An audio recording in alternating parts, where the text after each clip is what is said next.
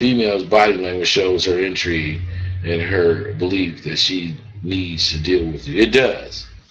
It does. Let me go into something else right quick. Because when you believe in the game, of course, there's family. You still will eventually have a family, and when you believe in the game, it's going to actually provide for you. So my where I'm going right now is what the game actually has to offer you.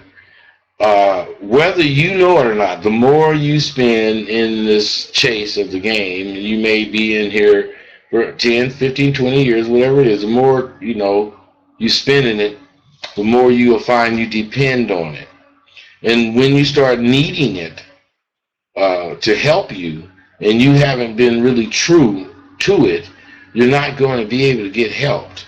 And the thing about help when you in the game is that it comes in so many different forms that you won't be able to see it if you don't really believe in the game. You gotta believe in the game. You gotta believe that what you did was worth something. So to me, a lot of you guys that's in the game, your big problem is you don't believe what value the game has. You don't believe that the game can take you into that next whatever era of your life. The game can do things for you that nothing. Listen to me, man. Before I was in the game, I was a student, 3.75 GPA, Sonoma State College. Before I graduated, like a semester before, I left and went to the streets. Didn't come back till I'm like, wow, now. But what I'm saying is, I would have never learned any of the shit that's really important in life, staying in school and going into some kind of job that the school showed me to do. Because the only thing education does at this point is teach you how to work for somebody. That's all it does. So, games taught me how to be an entrepreneur. Now, I was an entrepreneur in the pimping, but it wasn't limited to the pimping. And I'm trying my hand at other avenues as we speak. But my whole point in saying this is that if you don't understand the value that the game has for you, then you will not get it. You won't get it. And you'll be continuously searching for it. You can't take what I say and say, oh, I understand what you're saying, man, and make that you. No. It has to be, you can take what I say and start wanting it to be you and start doing the things that's going to make it you, and it can become you, and you can start really believing in this shit, which is all I want.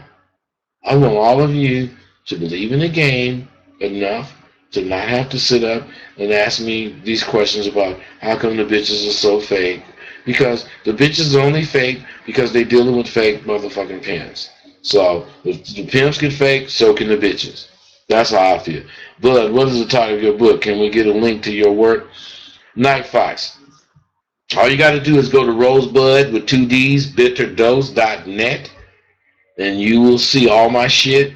I got some confidence courses that you go to PayPal and you use my email, bud@rosebudbitterdose.net, and you can get those confidence courses.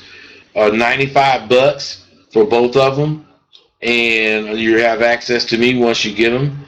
But more than anything, Night Fox, I want you to understand I have a lot of books, about 18 of them. Only one of them is about this pimp shit. The rest, normal, mainstream books. So I don't want you to go looking for, a whole bunch of... They have the street tone to them because I'm a street motherfucker, and I'm not trying to, get away from that. But as far as just talking about pimping bitches, I'm not really doing that. I'm none of them. Only one book, Rosebud the American Pimp. I got Invention Man 1 and 2. I got Thaddeus Goddo, A Tale of a Vampire 1 and 2. I got Single Mothers, He's Your Son. I got Fears. I got Jaws. Jaws is Jason Allen Whitfield. That's a sports figure. I got all these books. Come on, man. Just a lot of stuff. And I appreciate you asking about it. Morton's Brain Part. Do you think the internet is taking the power from the real niggas and giving all the power to the bitches? Because dudes be treating bitches like they're more than they're worth and inflate their egos. Yes, I do. That was Morton Brain Park. Morton underscore Brain underscore Park. Yes, I do think that. But it's not the internet. Because before the internet, it was the phone. Before the phone, it was massage parlors.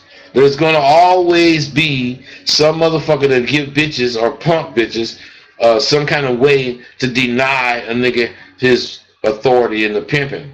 And if you allow that to happen, then you are a problem, not the internet. The internet is going to be there. But that don't mean you have to be a pump. What I'm saying is I can only imagine. Now, I haven't done no pimping since the internet came into, it's the perspective it is. But I can only imagine that I would treat the internet the same way I treated the phones. Bitch, I wouldn't give a fuck who called you or how you set up a date. I want X amount off the track. That's how I would say it. I'm not going to let you just depend on the internet. The only way the internet is going to cause any problems is if the pimps allow it to replace what they do when it comes to pimping. Now, with that said, I got just a couple more questions I'm going to try to answer. But if you lost everything and had to start from square one in a new city, with the knowledge of that, how would you start your comeback? Like I did, man. I already lost every motherfucking thing. Man, when I started fucking with my nephews and, we started doing the doggone hip-hop shit, I lost like damn near 90 grand. Then when I really just, man, I made some mistakes. Not mistakes, but bad investments. But, man, I wouldn't give a fuck because money don't make me. I make money.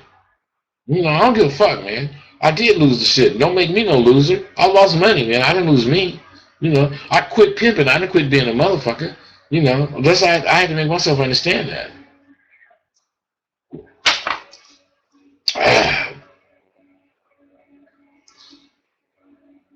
Okay, Big Daddy Donovan. You think you too nice. The body language is there, but I don't be playing the game. I'm not sure those hoes playing. Same thing. Big Daddy Donovan. You don't sound real, man. That sounds like a real fake question to me. I'm not answering it. That don't sound real. Self-made, you got to be playing S roles, but one-on-one players got to be playing all the time, everywhere. ABCs, always be playing. But what were you going to touch on? Family values. Okay, man, that was okay. Papa Smooth, good question. Family values. When you in the game, and let's say you're not in the game, and you grew up in a poverty-stricken type environment, you don't want your children, even your family at this point, you don't want them to remain in a poverty environment. So the game, for me, when I really started rolling, anybody in my family needed anything, I don't give a fuck. If I had it, I'm giving it to them. Not because I got the money to do it, but because, they may be needing this to actually do something that's going to be really beneficial in the long run to their lives. To me, this money is no more than just something I'm getting for what I'm doing. It's not really benefiting my life. It's benefiting me in the possession type way, but it's not benefiting me as far as making me more of a person, a better person. What makes me more of a better person is releasing all the constraints that finances have on me. Not that I want to fuck my money off, but it releases the constraints. And I believe my destiny is to help, especially my family, but people. And the value that it gave me being in this game is like the person asking me about starting over. The value of being in the game, one of the values of being in the game, is you are not afraid to start over. Starting over ain't shit.